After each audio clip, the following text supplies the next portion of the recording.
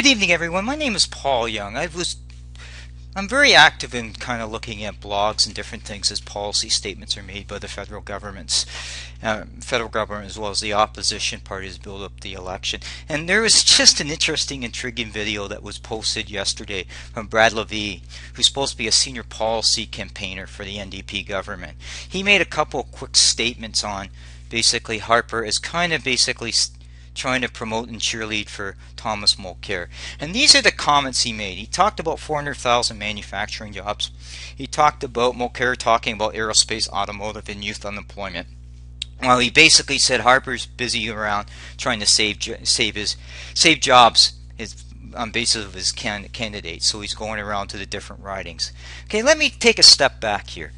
It's interesting when we get videos from the NDP like this. They're always designed for emotional voters, but they're low on facts. The reality is they're designed for a quick hit to get people upset to vote NDP. They're never really about the true facts. So let me clarify and refute what Brad Lavigne said to show you that he's not truly being honest with you in terms of things. So let's talk about manufacturing in Ontario. Manufacturing in Ontario has been under constant pressure. And part of that area it's become more and more globalized, more and more pressure for those foreign direct investment dollars, which means you need to be competitive. Well, what's happened since the Liberal Party took office here in Ontario? The areas of productivity and cost effectiveness where we had a competitive advantage on hydro rates have gone out the door. But see, the thing is, since hydro is a provincial matter, it is swept under the table by the NDP.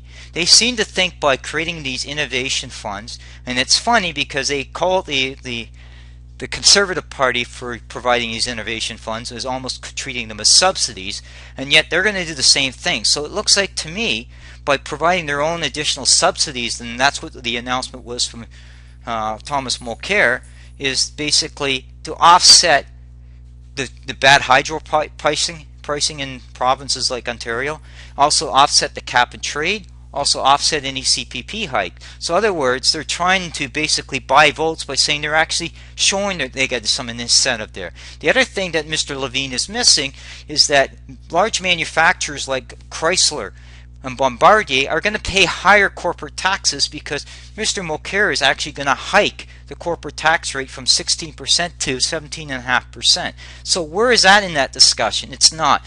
It's basically pure spin maneuvering by Mr. Lavigne to basically call out Harper that he's not doing enough here. So let's look at some other aspects here. I put the Chrysler point there for example. Chrysler is a private sector company in one of the big automotives in Windsor, key driver there. Now, Chrysler's come out and said Ontario needs to get its house in order in terms of its hydro costs and other factors. So guess what? Lavigne seemed to miss that in the memo, right? So he must seem to think that Mr. Mulcair can work with Kathleen Wynne and get all these things fixed.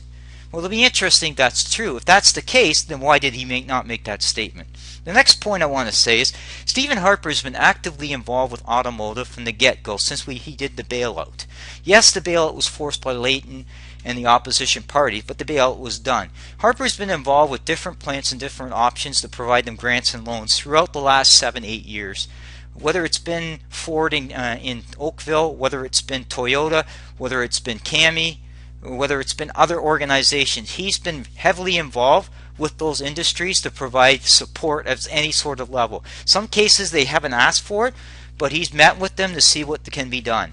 So that's why you need to bear in mind to take what Brad Lavigne's saying is not really much it's not very credible. The second point is I've got Linamar listed there. Linamar is a company in Guelph, Ontario that basically received some money to help build the next generation of engines and for their product line. Now guess what? That could create up to 1,200 jobs. No comment from the NDP. Why? Because that would show that Harper's actually diversifying beyond oil and working with other sectors of the economy.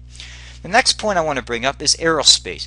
Harper has identified aerospace a long time ago as one of the key market drivers. That being said, it seems to be Mr. Lavigne missed that point because late last year, Harper got with Pratt Whitney and made a commitment to them to help build the next generation of engine here. He's also worked with Bombardier in the past as they were building their C series planes. He's also worked with startups, whether that's Vector and PEI or British Columbia's aerospace industry. But yet, Mr. Lavigne seems to miss that memo as well.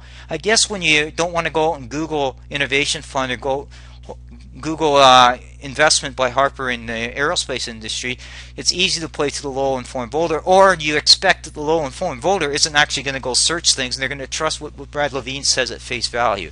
Well, in essence, people need to be smarter in that, because all this guy is doing, he's just doing like what Nathan Collin does and what Megan Leslie does, is basically play to the low-informed voter. They don't want to go beyond their scripted response and say Harper bad, Mulcair good. That seems to be the constant message.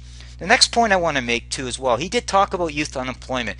It is not one policy that youth unemployment will be brought down. It's a combination of things. We have to provide the right opportunities. So Harper has realized we need to do more work on the skills trade.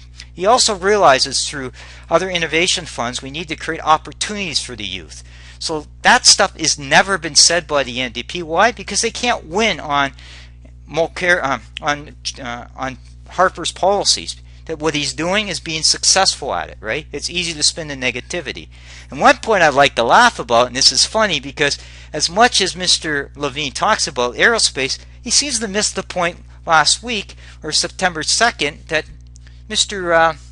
that Irving Shipyards just rolled off the first plate steel for the frigate contract. Geez, isn't that a milestone too? I guess, but then again, that's a conservative policy that they're going into modernizing the fleet. So why I made this video, the 5 or 6 minute video, is anytime I see questions or somebody like the NDP make videos like this, I'm going to do my darndest to refute what they're saying with facts, because I don't think it's fair to people that go onto these sites that basically want information, they see misleading information from people like Brad Lavigne when it comes to videos.